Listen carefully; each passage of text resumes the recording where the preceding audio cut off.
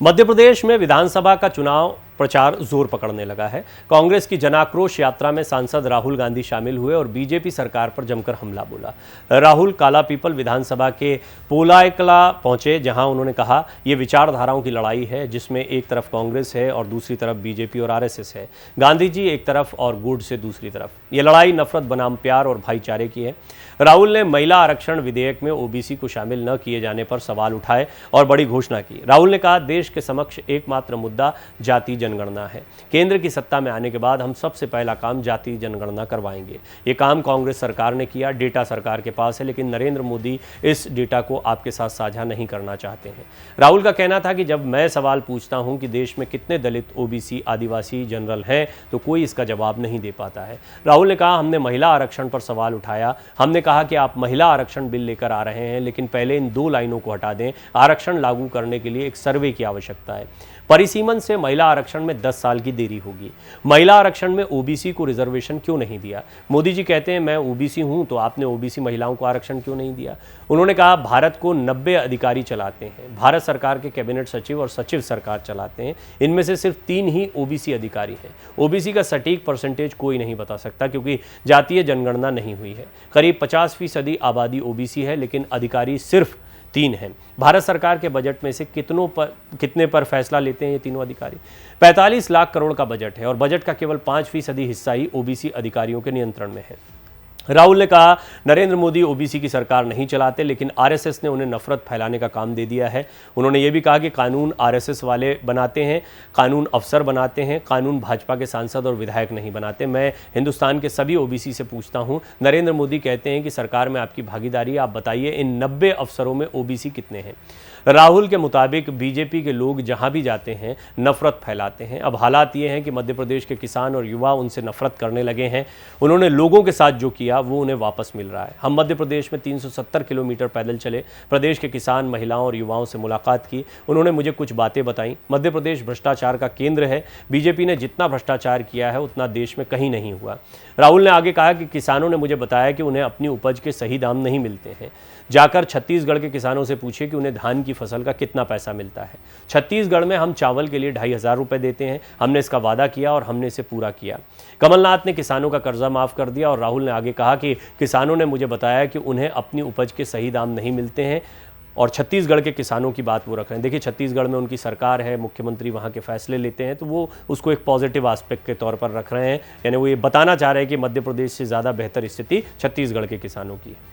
कमलनाथ ने किसानों का कर्जा माफ कर दिया और वो बीजेपी सरकार चुरा ले गए। पिछले 18 वर्षों में 18,000 किसानों ने आत्महत्या की। हर दिन 3 किसानों की मौत होती है क्योंकि यहाँ काम कुछ चुनिंदा लोगों के लिए किया जाता है। भारत के इतिहास में पहली बार किसान टैक्स दे रहे हैं। उन्होंने जीएसटी लागू किया है। हमारी सरकार गरीबों और किसानों के लिए काम करती है। बीजेपी सरकार चुरा ले गई। पिछले 18 वर्षों में 18,000 किसानों ने आत्महत्या की है। हर दिन 3 किसानों की मौत होती है क्योंकि यहाँ काम कुछ चुनिंदा लोगों के लिए किया जाता है। भारत के इतिहास में पहली बार किसान को टैक्स देना पड़ रहा है। उन्होंने जीएसटी लागू किया है। हमारी सरकार गरीबों और किसानों के लिए काम करती है। राहुल का कहना था कि बीजेपी काले कृषि कानून लेकर आई और किसान उनके खिलाफ खड़े हो गए।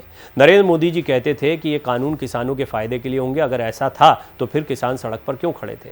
कर्नाटक में हमने 5 गारंटी दी। कर्नाटक में महिलाओं को बस से यात्रा करने के लिए कोई पैसा नहीं देना पड़ता है। छत्तीसगढ़ में कर्ज माफ कर दिया गया है। राजस्थान में मुफ्त चिकित्सा सुविधाएं प्रदान की जाती हैं।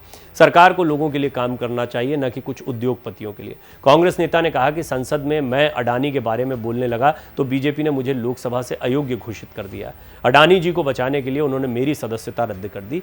ये मुझे परेशान नहीं करता। मैं सच बोलूंगा, बंदरगाहों, हवाई अड्डों के बुनियादी ढांचों को देखें तो आपको हर जगह अडानी मिलेंगे। अडानी किसानों की जेब से पैसा लेते हैं। राहुल ने कहा, हम मध्य प्रदेश में जनता के हितों की सरकार चलाना चाहते हैं। कमलनाथ जी का काम आपने देखा है। कमलनाथ जी काम करना जानते हैं। जो काम कमलनाथ जी ने शुरू किया था वो काम पूरे मध्य प्रदेश में अब वो करेंगे अपनी सरकार लाकर। यहाँ पर एजेंडा बहुत सेट दिखाई देता है। राहुल गांधी ओबीसी की बात कर रहे हैं। वो जानते हैं ओबीसी मतदाता कितने महत्वपूर्ण है और बीजेपी की अपनी रणनीति उनको साधने की। और अभी हाल के दिनों में पिछले 2 बार के चुनाव में देखा जाए तो बीजेपी, या पिछले 10 सालों में प्रधानमंत्री मोदी के आने के बाद से देखा जाए तो ओबीसी का साथ काफ़ी मिला है बीजेपी को। ये बीजेपी की बड़ी ताकत है। ओबीसी को टारगेट किया जा रहा है।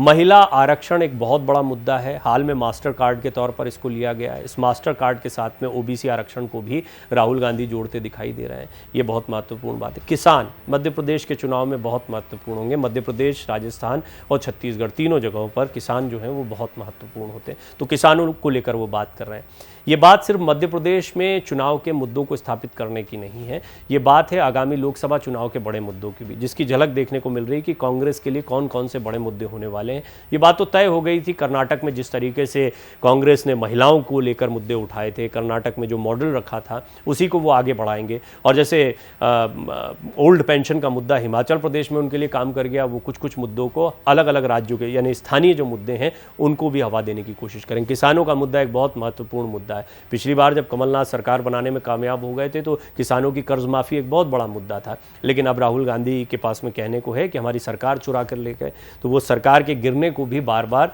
तमाम सभाओं में रख रहे हैं। कुल मिलाकर उनके इस भाषण में बहुत सारे वो मुद्दे आ गए जो स्पष्ट तौर पर बताते हैं कि कांग्रेस किस अंदाज में किन मुद्दों के साथ में मध्य प्रदेश का चुनाव लड़ने जा रही है।